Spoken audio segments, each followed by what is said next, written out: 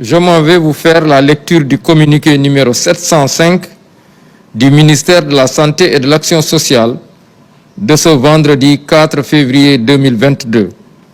Le ministère de la Santé et de l'Action sociale a reçu les résultats des examens virologiques ci-après. Sur 1190 tests réalisés, 26 sont revenus positifs, soit un taux de positivité de 2,18%.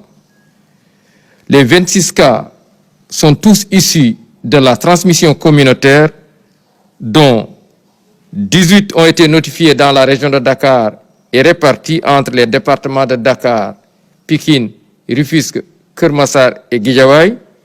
Dans les autres régions du pays, 8 cas issus de la transmission communautaire ont été notifiés, se répartissant entre les régions de Thiès, de Fatick, de Kaolack et de Tambacounda.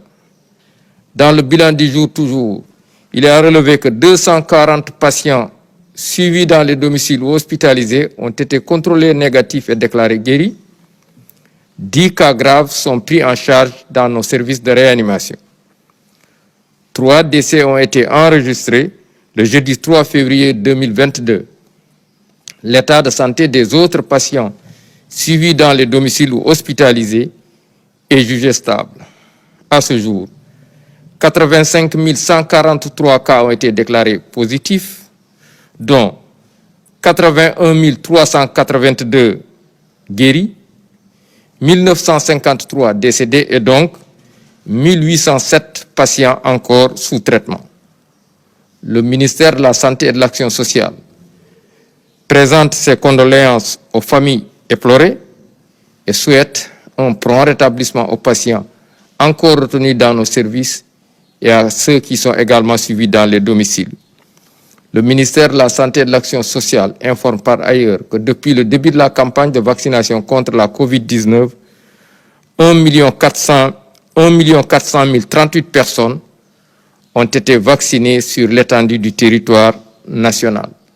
Le ministère de la Santé et de l'Action sociale exhorte les populations au respect strict des mesures de prévention individuelle et collective, tout en leur faisant les recommandations du jour, notamment prenez soin de vous, de vos proches et de la communauté, et veillez sur les conseils de ce matin axés autour du port correct de masque, bien ajusté couvrant la bouche et le nez, le lavage fréquent et régulier des mains à l'eau et au savon ou l'usage de gel de qualité pour la désinfection de vos mains.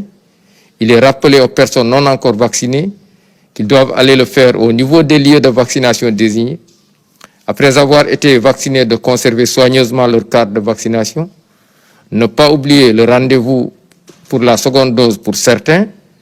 Tous ne doivent pas oublier également qu'il existe une dose de rappel. Toujours continuer à veiller à respecter les mesures barrières.